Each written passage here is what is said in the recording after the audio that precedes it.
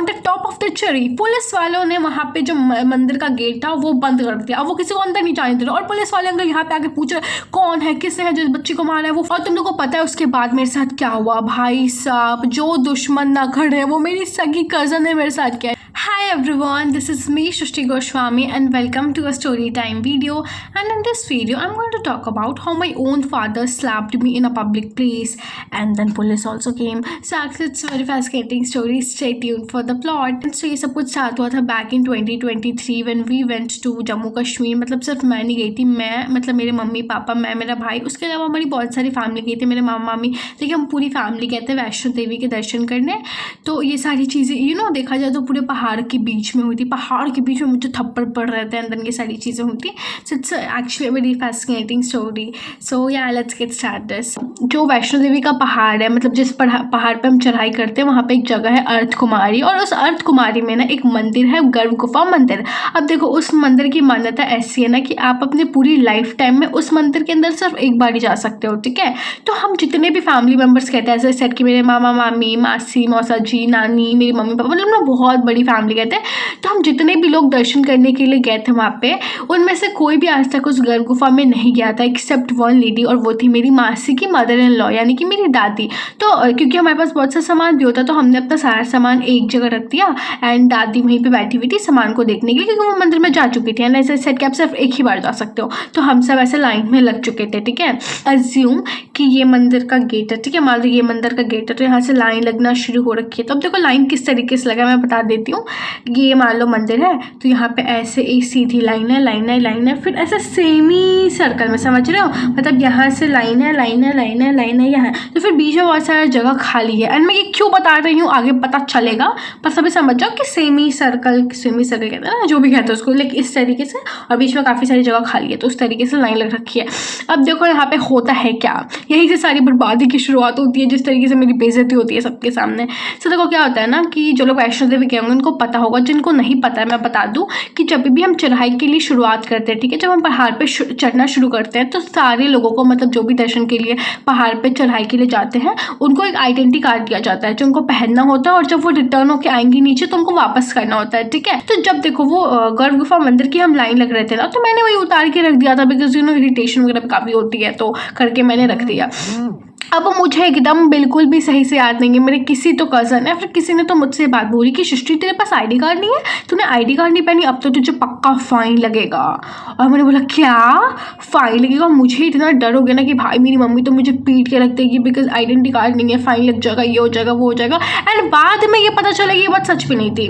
तो जो पूरा कांड हुआ है जो इसी की आइडेंटिटी कार्ड की वजह से हुआ, मुझे इतना ज़्यादा गुस्सा है, एंड सच में मुझे बिल्कुल भी याद नहीं कि कौन था वो इंसान जिसने मुझे बात बोली थी, पर किसी ने तो मेरे माइंड में बात डाली कि तेरे पास आइडेंटिटी कार्ड नहीं है तो तेरे को फाइन लगेगा, एंड कुछ जैसे 200-250 रुपये, जो कि ऑब्वियसली बहुत ज़्यादा नहीं है, पर उस टाइम में मेरा इतना दिमाग नहीं चल रहा था, मुझे लगा था बाप रे मम्मी तो पीटेगी करके ऐसा करके, तो मैं तो बहुत ज़्यादा डर गई। तो फिर मैंने अपनी मम्मी को बोला कि मम्मा देखो ना मेरा आइडेंटिटी कार्ड तो वही बैग में छूट गया जहाँ पे दादी बैठी हुई है साथ संभाल लेके, तो मैं दौड़ के जाती हूँ लेकर आती हूँ। तो मैंने बोला क्यों जाना है तुझको, तो मैंने बोला नहीं मम्मा पता नहीं किसी ने तो मुझसे बोला, तो मैंने कहा नहीं मैंने सुना है कि अगर यहाँ पे आइडेंटिटी कार्ड नहीं पहनेंगे ना तो ये फाइन लगा देते हैं 200 रुपये कुछ। तो मेरी मम्मी यहाँ पे क्या बोल रही है सुनो, कोई बात नहीं 200 रुपये तो फाइन है दे देंगे। मैंने बोला क्या, पता नहीं ऐसा क्या हो गया। तो मैंने मम्मी को बोला कि सच में, तो मम्मी ने बोला हाँ हम दे देंगे फाइन, बट फिर भी पता नहीं क्यों मुझे अंदर से ऐसी फीलिंग आ रही है कि नहीं यार मुझे तो मतलब पहनना चाहिए।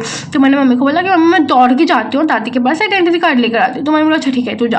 अभी देखो क्या सीन है कि स्टार्टिंग का जो एक मंदिर है, ठीक है, तो लाइन लग रखी है, अब आगे में 4-5 लोग खड़े हैं, उसके बाद मेरे मामा, मेरे मामी, फिर मेरे मम्मी, मेरे पापा, फिर मेरी और फैमिली लग रखी है, और वहाँ पे ना अंदर में जैसे मेन गेट है वहाँ पुलिस वगैरह खड़ी है, क्योंकि चेकिंग हो रहा है, क्यों ना वो मशीनों से चेकिंग करते हैं, बिकॉज अंदर कुछ भी ले जाना अलाउड नहीं होता है।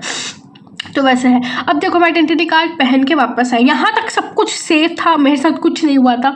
अब यहाँ से चीज़ें ख़राब होती हैं।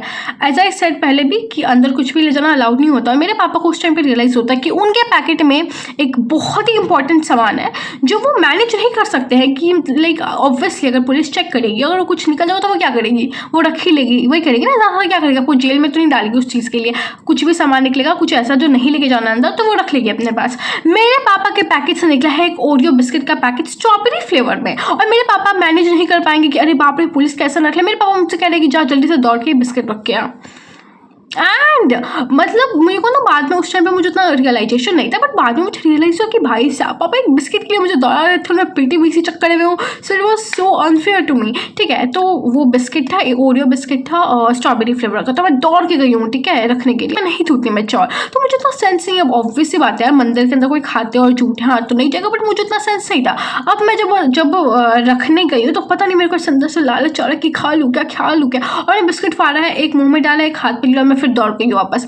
अब जब मैं वापसी गई हूँ, मेरी मम्मी मुझे बड़ी बड़ी आंखों से देख रही है, मैं किसी भी पॉइंट पे पिट जाती। मम्मी कह रही है तेरे पास दिमाग नहीं है, मंदिर में अंदर जाना है, तूने खा रखा है, जूठा कर दिया। मेरी मम्मी मुझसे बहुत गुस्सा है, मेरी मम्मी ने मुझे फिर वापसी भेज दिया। अब तुम समझ रहे हो कि ऑलरेडी हमारी फैमिली भी अब सब देख रहे हैं कि सृष्टि क्या कर रही है, आ रही है, जा रही है, आ रही है, जा रही है, और मेरे मामा लोग ऐसे भी बहुत गुस्सा करते हैं, तो वो लोग मुझे गुस्से में देखे जा रहे हैं। अब मैं क्या करती, मेरी मम्मी ने मुझे कहा कि जा दौड़ के हाथ धो के आ। मैं जब वापसी तीसरी बार हाथ धो के आई हूँ, ठीक है, मेरे मम्मी पापा मामा मामी सब लोग मुझे गुस्से में देख रहे हैं, सब लोग मुझे खा जाएंगे ऐसा करके।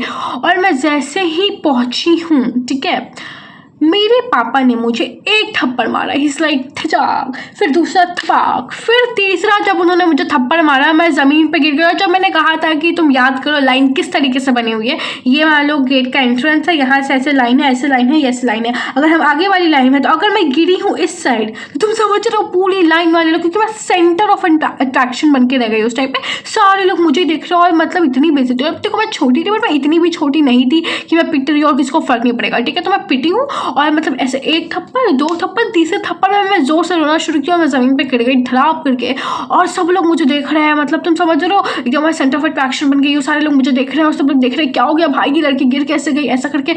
और on the top of the cherry police वालों ने वहाँ पे जो मंदिर का गेट था वो बंद कर दिया, अब वो किसी को अंदर नहीं जाने दे रहे। और पुलिस वाले अंकल यहाँ पे आके पूछ रहे कौन है, किसने है जिस बच्ची को मारा है, वो फुल मुझे सिंपैथी दे रहे हैं, लेकिन उनको क्या पता उनकी संपत्ति मेरे किसी काम की नहीं है, तो वो मुझे चुप करा रही, कोई बात नहीं, मेरा वो फुल पूछ रहा है कि किसने मारा इसको। एंड फिर मेरे मामा लोग ने बोला कि अच्छा नहीं हमारी बच्ची गलती से हो गया, वो फुल लेक्चर दे रहा है, आपको ज्ञान नहीं है, आपको दिमाग नहीं है कि माता रानी के ये वो, तुम समझ जाओ कितना ज्ञान मिला होगा, ठीक है। तो वो सब उन्होंने समझाया, बवाल हो गया वहाँ पे मैं बहुत ज़्यादा एक्चुअली फेमस भी हो गई थी फेमस होने का मुझे बहुत शौक है, बट मैं इस तरीके से फेमस हो रही हूँ। सो यार तो वहाँ पे तो मतलब ऐसे 10-15 मिनट का कॉन्वर्सेशन, और मेरी मम्मी मुझे गुस्से से देखी जा रही, बिकॉज तुम समझ रहे हो टिपिकल देसी मॉम बिहेवियर। मम्मी को इस बात से फर्क नहीं पड़ रहा भाई साहब कि मैं गिर गई हूँ, मम्मी को इस बात से फर्क पड़ रहा है कि मेरी वजह से उनकी बेइज्जती हो गई है, पुलिस आ गई है, सब लोग उनको देख रहे हैं, ये सारी बातों।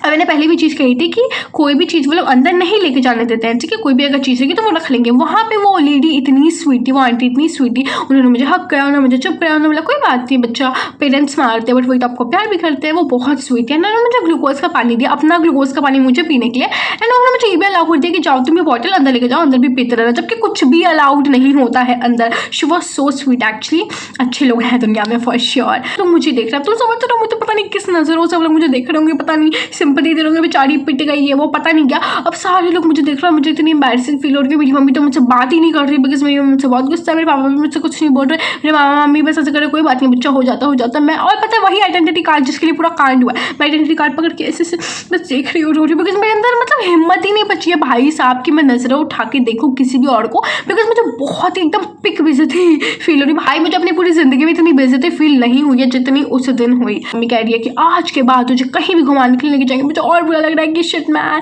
फिर मेरी मासी मुझे फ्रूटी ला के पिला रही है, वो कह रही है कोई बात नहीं ना, आपको बहुत सारा प्यार मिलता है क्योंकि मैं पिटी हूँ, तो मैं जब पिटी हूँ ना तो मुझे प्रिविलेज मिल रहा है कि सारे लोग मुझे खिला रहे हैं पिला रहे हैं प्यार कर रहे हैं। बट अब क्या, अब तो पिट गई, अब तो मेरी बेइज्जती भी हो गई। और तुम लोगों को पता है उसके बाद मेरे साथ क्या हुआ भाई साहब, जो दुश्मन ना खड़े वो मेरी सगी कज़न ने मेरे साथ किया, ठीक है। तो अब हम वहाँ से दर्शन करके निकल गए, अब हम नीचे ट्रैक कर रहे थे, नीचे चल के जा रहे थे, तो मैं अपनी बेसिकली कज़न के साथ जो मेरी एज की है हम दोनों साथ में नीचे जा रहे थे। अब देखो वो मेरे साथ क्या कर रही है, हम लिटरली नीचे जा रहे हैं और हमें कोई भी रैंडम दुकान दिख रही है, और उस रैंडम दुकान में कोई भी रैंडम इंसान है जो शायद मुझे जानता भी नहीं होगा, वो मतलब कोई मान लो रैंडम अंकल आंटी खड़े हैं, कोई भैया खड़ा है, कोई दीदी खड़ा है, कोई भी रैंडम इंसान है, वो मुझे दिखा के दिया ब्रो तुझे पता है ये वही अंकल आंटी है जो तू पिट रही थी ना, तो वहीं पे खड़े थे और वो तुझे देख रहे थे। So embarrassing. सो ऐसा कौन करता भाई, वो मुझे बाद में समझ में आया, मैं थोड़ी छोटी थी उस टाइम में, मुझे बाद में रियलाइज़ हुआ कि नहीं वो ऐसा मजाक कर रही थी, जस्ट चिढ़ाने के लिए, ऐसा कुछ था नहीं। बट वो बहुत उस टाइम में मुझे बहुत बेइज्जती फील होती थी यार, सच में बहुत बेइज्जती फील होती थी, बिकॉज मैं पिटी हूँ, पुलिस सब आ गई है। तो वही हम नीचे चल के जा रहे थे, कोई भी रैंडम दुकान होती थी, कोई भी रैंडम अंकल होते थे, वो कहती थी, और तुम मान लो मुझे देख भी रहा, पता नहीं वो किस वजह से देख रहा है, हो सकता है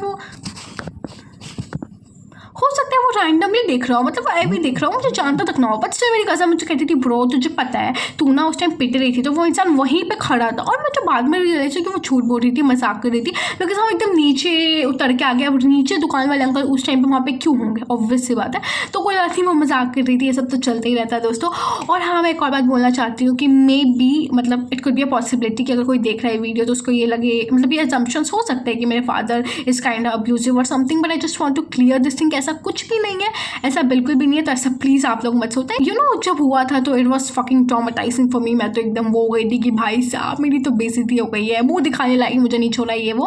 बट नाउ मैं तो और मेरे कजन्स मतलब हमेशा डिस्कस करते और हंसते रहते हैं। ऊपर मेरी वही चंट वाली कज़न मुझे कहती है याद है तू इसी कपड़ों पे पीटी थी भाई साहब, मतलब मैंने ना उस टाइम पे वहाँ पे पिंक कलर की सूट पहनी थी, और मेरी कज़न मुझे अगर मैं जो वही सूट पहने हुए देख लेगी तो कहेगी कि तो इसी सूट पे ना उस टाइम पीटी थी। तो हम बहुत ऐसा मजाक करते हैं। सो या friends, thank you so much for watching, love you.